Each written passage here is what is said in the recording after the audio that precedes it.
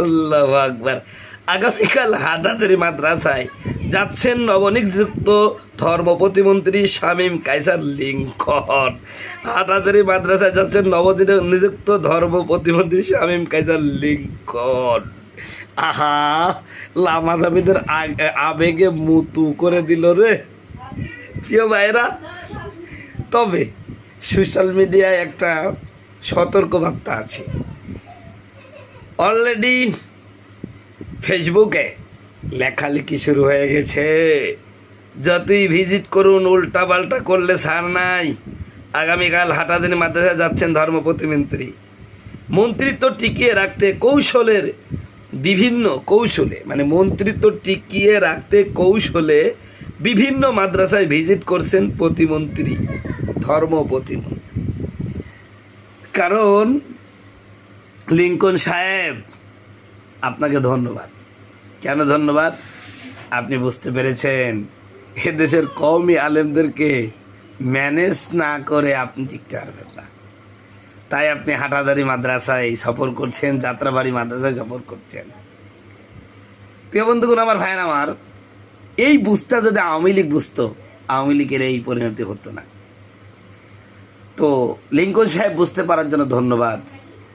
তবে লামাজাবিদের জন্য এক বস্তা সমবেদনা যে আমাদের লিংকন সাহেব লামাজাবিদের আবেগে আস্তে করে হিসু করে দেয়া, তিনি কওমি আলেমদের সাথে উঠা বসা করছেন এবং কওমি আলেমদের সাথে উঠা বসা করলেন তিনি তার ভুল বুঝতে পারবেন ইনশাল্লাহ। তবে লিংকন সাহেবকে এতটুকু কথা বলতে চাই, আপনি হাটহাজারী সফর করেন, যাত্রাবাড়ি সফর করেন, যেই করেন না কেন, লামাজাবি কোনো কিছু যদি চাপিয়ে দেওয়ার চেষ্টা করেন আপনার ছাড় দেই। আশা করব বাইতুল মুকাররমে কোনো লামাজাবি আলেম ঢুকানোর চেষ্টা করবেন না। এদেশের হানাফি মাযহাবের লোক ৯৫%। লামাজাবি বা সোশ্যাল মিডিয়ায় আপনি ধর্ম প্রতিমন্ত্রী হয়, লামাজাবি এবং জামাতের লামাজাবি প্রেমী জামাতিরা এবং লামাজাবিরা আপনার পক্ষ অবলম্বন করে বাইতুল মুকাররমের ইমাম সাহেবকে অপসারণের অপচেষ্টা চালাচ্ছে, আন্দোলন চালিয়ে যায়। মূর্খ শায়েখ আব্দুর রাজ্জাক বিন ইউসুফকে বাইতুল মুকাররমের ইমাম নিযুক্ত করার জন্য পায়তারা করছে। আপনি তাদের কথা শুনে যদি কোনো রকম বাইতুল মুকাররমের ইমাম সাহেবের পিছনে ষড়যন্ত্র করেন, কলকাঠি নাড়ান, কওমির সন্তানরা বসে থাকবে না, এটাও আপনাকে মনে রাখতে হবে। আপনাকে আবারও ধন্যবাদ জানাই যে আপনি কওমি মাদ্রাসাগুলো পরিদর্শন করছেন, সেখানকার আলেম ওলামাদের সাথে উঠা বসা করছেন, এটা নিঃসন্দেহে ভালো। আপনাকে সাধুবাদ জানাই। আপনার আগামী ভবিষ্যৎ উজ্জ্বল হোক, ভালো হোক, আপনাকে হেদায়েত নসিব করুন।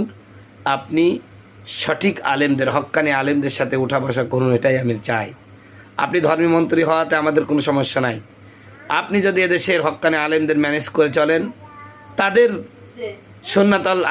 সুন্নাতাল জামাতের আকীদা অনুযায়ী চলেন, আপনাকে আমরা মাথায় করে রাখবো ইনশাআল্লাহ। পৃথিবীর কেউ আপনার কোনো ক্ষতি করতে পারবে না ইনশাআল্লাহ। এতটুকু আমরা আপনাকে নিশ্চয়তা দিতে পারি ইনশাআল্লাহ। সম্মানিত বন্ধুগণ, শুভকামনা আমাদের ধর্ম প্রতিমন্ত্রীর জন্য। তিনি হাটহাজারীতে যাচ্ছেন। অবশ্য মন্ত্রীটা টিকিয়ে রাখার কৌশল এটা মাত্র। আসল কথা, আসল উদ্দেশ্য আল্লাহ মাহবুদি মালুম।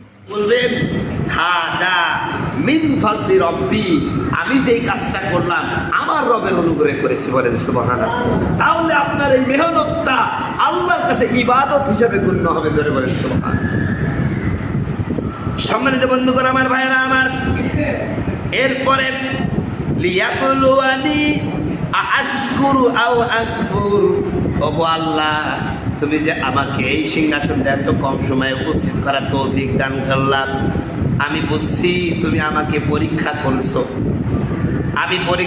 আমারে পরীক্ষা করছো। আমি শুকরিয়া আদায় করি না, আমি তোমার নাফরমানি করি না, আমি ভাব দেখাই আমার ক্ষমতায় আনছি।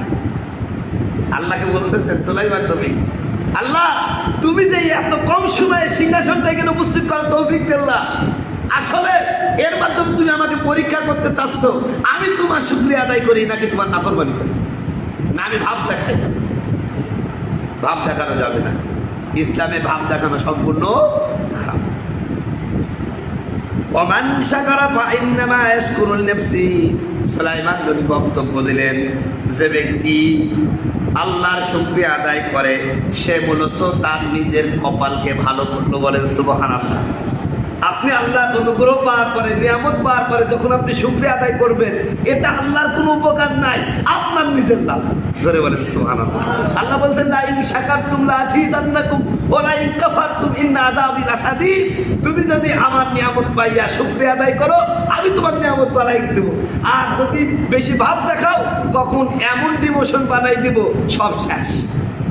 কথা বুঝতে পারছেন ভাই? সম্মানিত বন্ধুগণ, আমার ভাইয়েরা আমার, ওমান কাফারা ফাইন্না রাব্বি গনিকুন কারীম। আল্লাহ বলছেন, আল্লাহ নবী সুলাইমান এরপরে বলছে, শোনো, কেউ যদি আল্লাহর নিয়ামত পাইয়া অস্বীকার করে ফেলে, আল্লাহর কোনো যায় আসে না। আমার আল্লাহ সম্মানিত এবং অপরিসীম ধনী, তার ধনের কোনো শেষ নাই। অতএব আপনি আমি যদি, আমার হুজুর বলতেন যে পৃথিবীর সব মানুষ, সব জিন, পৃথিবীর সব মাখলুকাত সবাই মিলে যদি আল্লাহওয়ালা হয়ে যায়, সব যদি মুসলমান হয়ে যায়, আল্লাহ 4 পয়সা লাভ দেয়। আবার পৃথিবীর সবাই মিলে, পৃথিবীর সব মাখলুকাত একসাথে যদি আল্লাহর বিরোধী হয়ে যায়, এতে আল্লাহর 1 পয়সা ক্ষতিও নেই। কথা বুঝতে হয়েছে? আমি আপনি আমরা গুলিস্তার মধ্যে একটা কথা পড়ছিলাম। আল্লামা শেখ সাদী রহমতুল্লাহ আলাইহি তিনি লিখছেন যে শুক্রে খুদা একুনকে বা মাফেক শুধু বাক হয়ে ছানিয়া মুফদলে ও নাম অত্তাল গুজাস্তা।